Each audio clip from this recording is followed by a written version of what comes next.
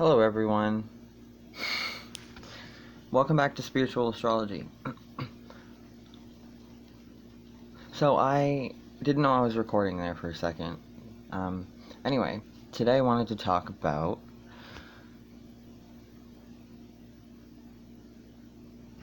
how certain signs represent letting go of something.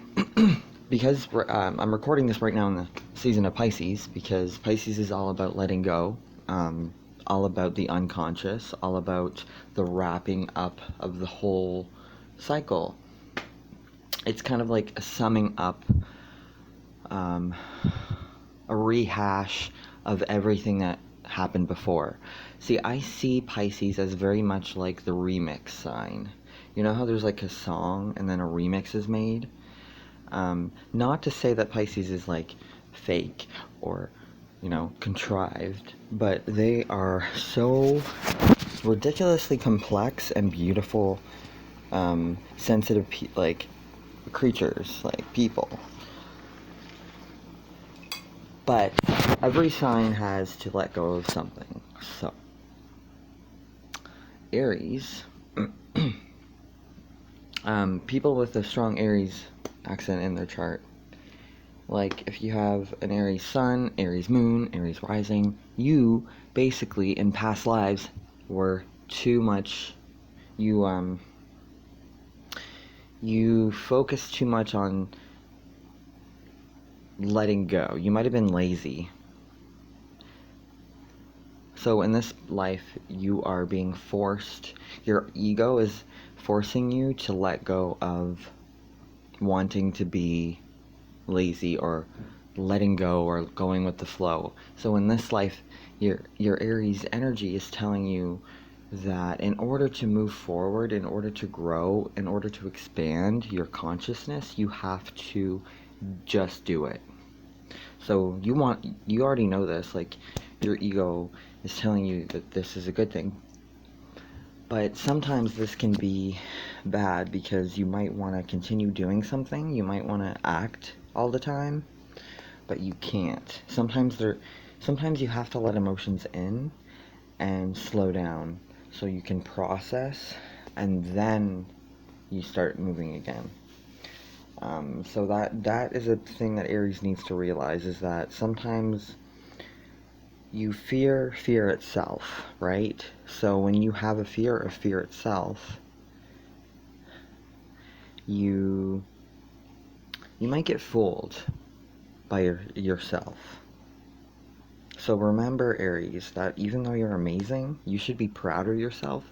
You should also realize that no one is perfect, and yeah. So if you're next sign in line, Taurus. If you have a strong Taurus in your chart, like with the moon, sun, or rising, you need to, your soul in this life is telling you to let go of always acting all the time. Not really appreciating things, not really taking the time to indulge yourself, to enjoy the beauty surrounding you, to appreciate things. So, what you do is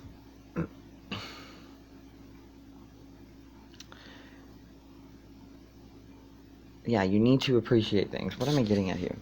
You want to appreciate things, so in this life, you need to start, your soul wants you to kind of slow down and appreciate beauty in your body. Whereas Aries likes to work, so in your head, you think that you can't do that all the time. So your ego, as a Taurus, is telling you to slow down. So sometimes you have to be more impulsive. Sometimes you have to be okay with other people that force you to do something. You're going to do it anyway. So just learn to be more accepting and less stubborn. But more respectful.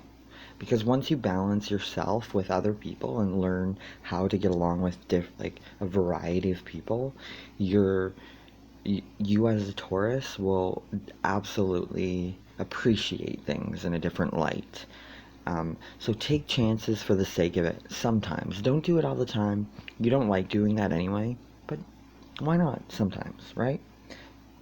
So the next sign is Gemini. If you have Gemini in your chart, then you are most likely a bit too detached from the physical world. You live in your head and you would rather analyze things than appreciate your senses, because your senses tend to lead you astray. You kind of think that your bodily urges are evil, or it's not really logical here. So just remember that I've noticed a lot of Geminis tend to eat, like snacking, when you're bored. So this is not healthy for you.